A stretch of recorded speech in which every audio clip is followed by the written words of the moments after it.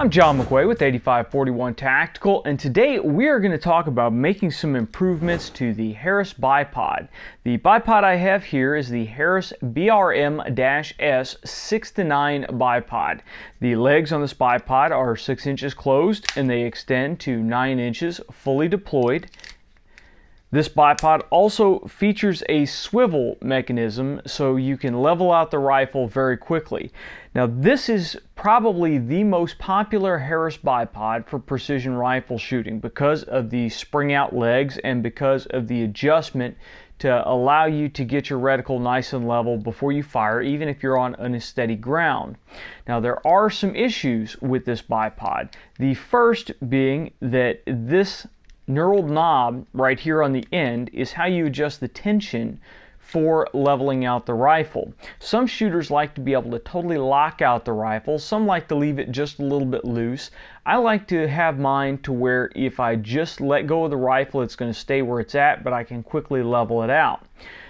The varying tension levels on the bipod are difficult to get by just turning this little knob. When it gets slick, when it gets muddy, it's very difficult to get in there and turn it when it's mounted on the rifle. So several different options have come up on how to adjust that.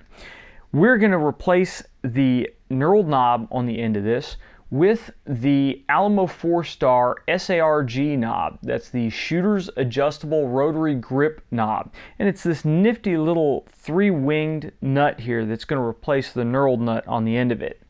Now, one of the other issues that the Harris bipod has is it is only designed to attach to a sling swivel stud by this little gripper right here. There's no way to attach this on a Picatinny rail the way it comes from the factory. Now there are a bunch of different adapters that you can get to go between the sling swivel and a Picatinny rail, but again, you're adding extra pieces to the system. To resolve this, we have one of the Alamo 4-star DLOC-S mounts, and this will replace the entire top plate on the Harris BRM-S bipod. So you're actually taking extra failure prone pieces out of the equation and you're ending up with a super strong Picatinny rail adapter on here. Now a lot of guys have said that the best way to improve a Harris BRM-S bipod is to just get rid of it altogether and go with something like the Atlas bipod here. Now I am a great fan of the Atlas. This is the Atlas version 8.1 and it is a really nice bipod. It's set up already for a Picatinny rail, or you can get the no clamp versions. The legs swing out at many different angles. It's just a really nice bipod, but the fact of the matter is some guys do not like the Atlas bipod. I do. I shoot both Harris bipods and Atlas bipods. They both work really well, but they work differently. The Atlas, you have collars here that you have to pull out, and the legs are not spring adjustable. The legs are set the way the legs are. So, how do we go about improving the Harris bipod? Well, the first thing we're going to do is we're going to disassemble the bipod. Quickest way to do this is grab your wrench, and this is a 1/4 inch socket, and we have a 1/4 inch nut right here on the end of the knurled knob. We're going to stick that in there, and we're just going to back that nut off. And it comes off very easily. And we're going to set that aside, and then we are going to back off the knurled nut off the end of that. Now, as you back that nut off, you're going to release tension on the hinge assembly on the bottom of the bipod, and there's a little roll pin that will fall out. Well, not a roll pin, but a little pin that will fall out. Retain that pin. Do not lose that pin. Now, once you have the knurled nut removed from there, the whole assembly will slide out. It may be easier to extend the legs on the bipod while you do this, but the whole plate assembly that attaches to the sling stud comes right off. And we're just going to take this whole assembly and set that aside. You will not need that anymore. What you will need is the nut, the brass washer, and the brass collar that come off. Now this is what our bipod is going to look like when we're ready to install the DLOC-S and the rest of the components. First thing we're going to do is take that brass washer and we're going to slide that back on the stem coming out of our bipod adapter. Now we're going to take the DLOC-S mount, and the knob is going to be facing to the left-hand side of the rifle when it's installed. But for this, we're just going to lay the bipod down with the spring ears on the bottom, and we're going to take the DLOC-S, and you can read the words on it, and the long portion of the DLOC-S is pointing up. We're going to turn it and just simply drop it down onto that stem, just so it's installed like that. It's very simple, very easy. And then we are going to take this nifty little brass washer. It's kind of got a circle and a line across it.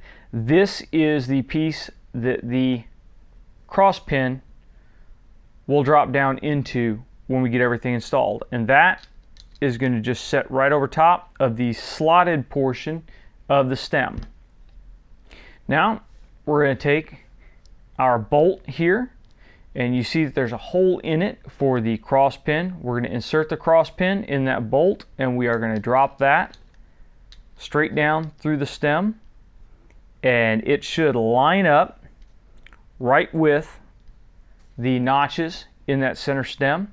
Now for this portion it's going to be tricky because we're going to flip it over. You want to make sure that you keep that cross pin from falling out. I'm just going to take my thumb and place it over top of it, and then hold the rest of the bipod with my remaining fingers.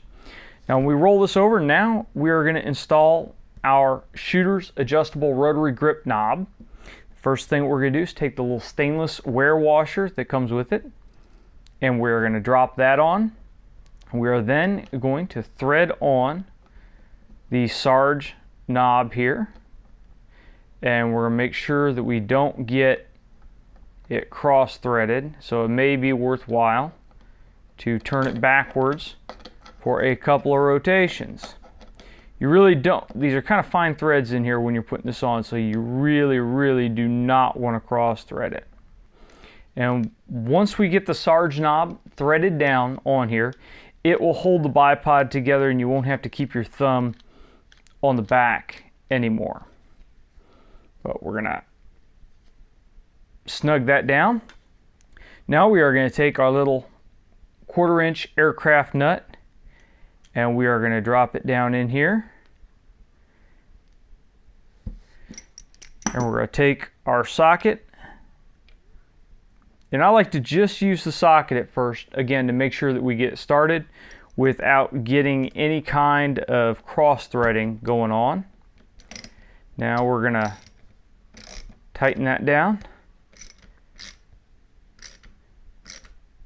and once we get that snug down, we are then going to back it off a 1/4 turn.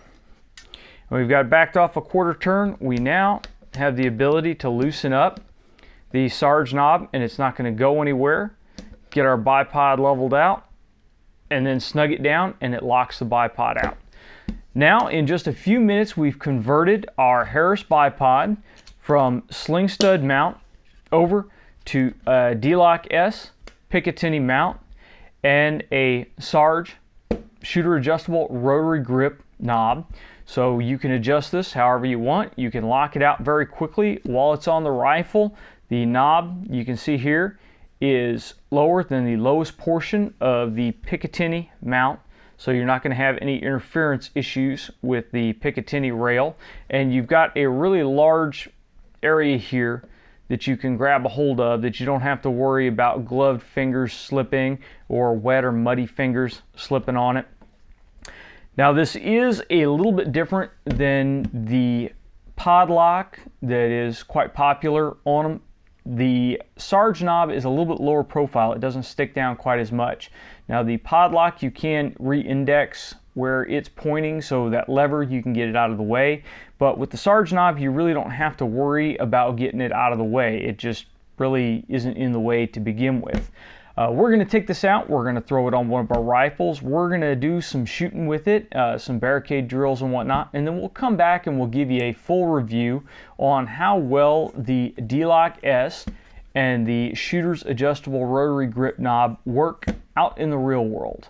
If you got any questions or comments, please leave them in the comments section below or send them to us on Facebook or Twitter. If you like this video, please make sure you like, share, and subscribe. And until next time, get out and shoot!